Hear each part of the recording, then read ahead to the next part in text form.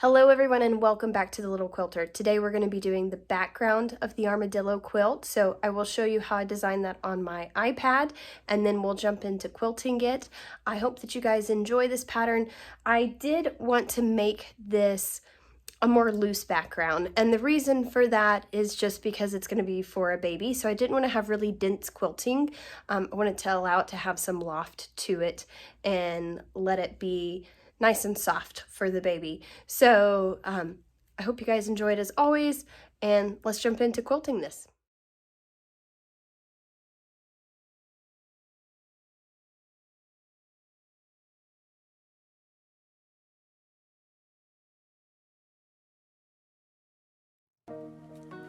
Okay, so I wanted to start quilting this with that loose background, and what I decided to do was just vertical lines down the quilt.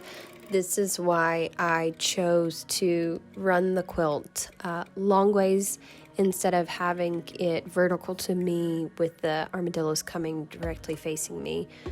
I was doing these lines in different lengths, so I put a little piece of painter's tape on there to mark the 3/4 line, and then the other line that I use is the 1 1/4 line because I decided to do two different sizes, so having one center line by itself between the 1 1/4 and then another line that is only 3/4 inches away to give it that sort of stripe or pinstriped. The other reason that I did this was I decided to do a flower or a succulent, whatever you want to call it, within the background as well.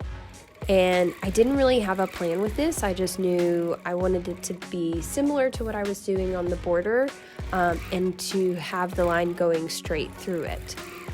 Now, as you will see me through as I progress through this, the flowers don't continue to be the same.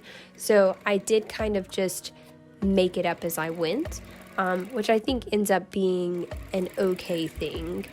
And I like the look of it. I know some people probably wouldn't like that. They would want the flowers to look all the same. So that's basically what the background was. It's a pretty quick background to quilt. You just kind of have to pay attention because obviously you want to make sure that you're doing the correct distance between each line, so I have had to unpick a few times because of that, but otherwise it's a pretty quick background to get through, and it's not a very dense one, so it's still, the back of the quilt and the flannel still felt really soft and not sort of quilted down like it can if you do really dense quilting. So just wanted to make a mention of that, and then I'll let you guys go ahead and watch the rest of the quilting.